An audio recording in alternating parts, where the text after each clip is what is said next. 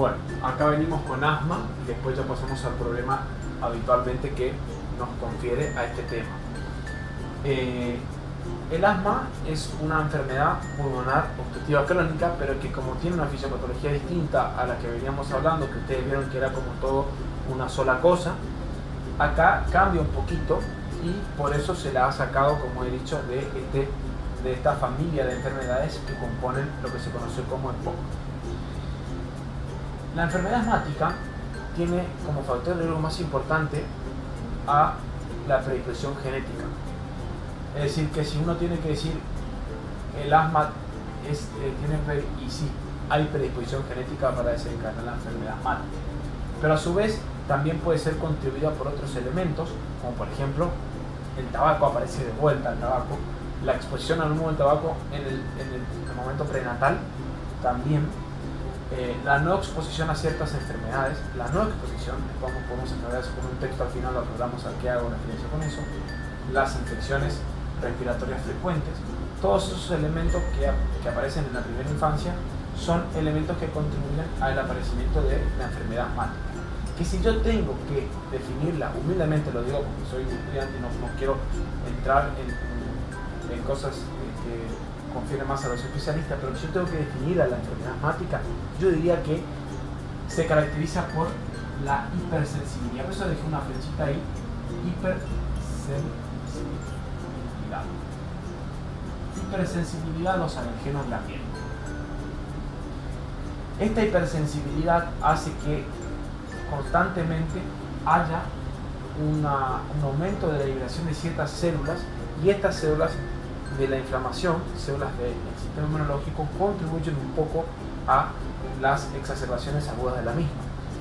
Y las tres células que puedo mencionar son los mastocitos,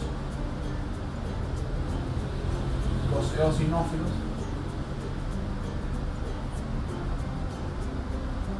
los mastocitos, los eosinófilos y los linfocitos. Específicamente los T helpers, es decir, los CD4. Específicamente el 2, pero ahora hacemos una diferencia ahí. Fíjense que los eosinófilos van a producir IgE, de eso no hay ninguna duda. Esa producción excesiva de IgE de los eosinófilos contribuye de este lado a la patogenia de la enfermedad, y vamos a ver cómo diferentes antígenos del ambiente son captados por la inmunoglobulina E, liberada por los eosinófilos, y esta estimula a los mastocitos a la liberación de histamina y leucotrieno, entre otras cosas. Y tanto la histamina como los leucotrienos van a producir una broncoconstricción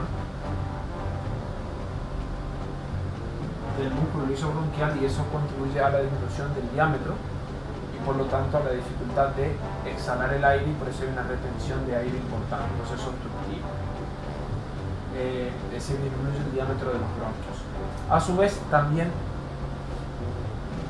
ambas, las histaminas y los leucotrienos, aparte de producir una broncoconstricción porque hay un exagerado trabajo del músculo liso, también hay una hiperplasia y una hipertrofia del músculo, y a su vez también una remodelación del epitelio bronquial, lo que contribuye a veces a algunos tipos de asmas refractarias al tratamiento.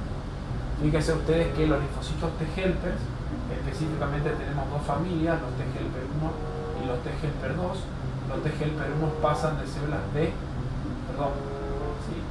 pasan de células B o linfocitos B a plasmocitos productores de IgM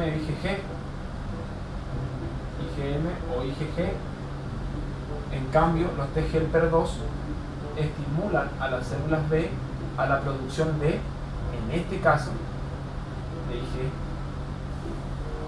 Entonces empezamos a ver acá también cómo contribuye, en este caso, la inmunoglobulina E también, la producción de inmunoglobulina E también, al desencadenamiento de la fisiopatología de la enfermedad. Bueno, con esto más o menos tenemos una noción característicamente principal y muy general sobre el asma, pero ya nos va a servir para ir viendo ciertas preguntas teóricas que nos pueden ir llevando en el examen.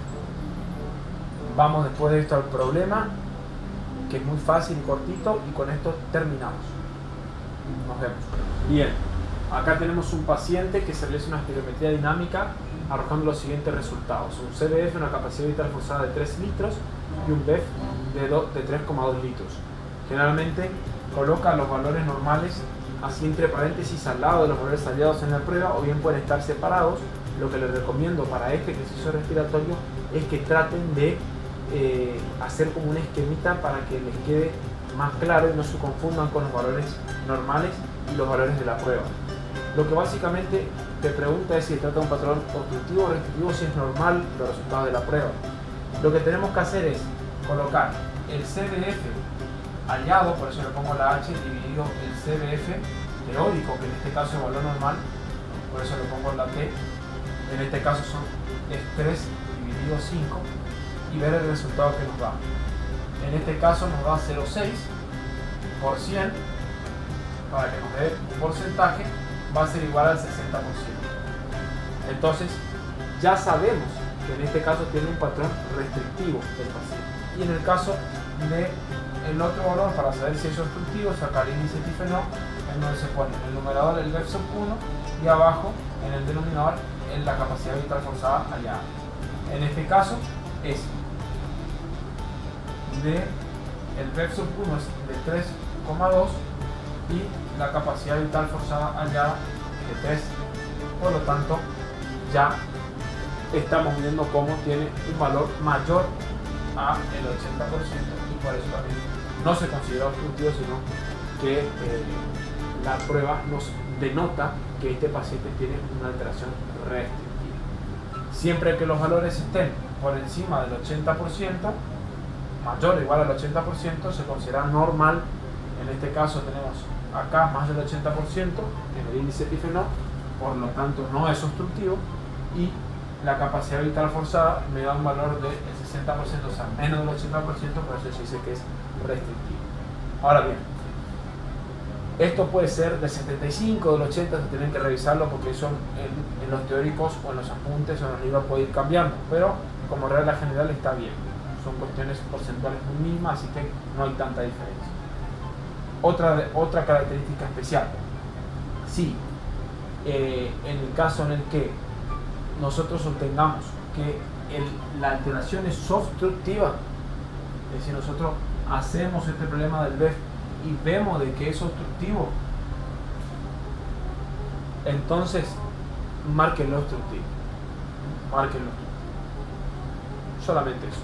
Lo estamos viendo pronto, espero que este problema es muy fácil, lo hice rápido, y que más o menos eso es respiratorio. Nos estamos viendo.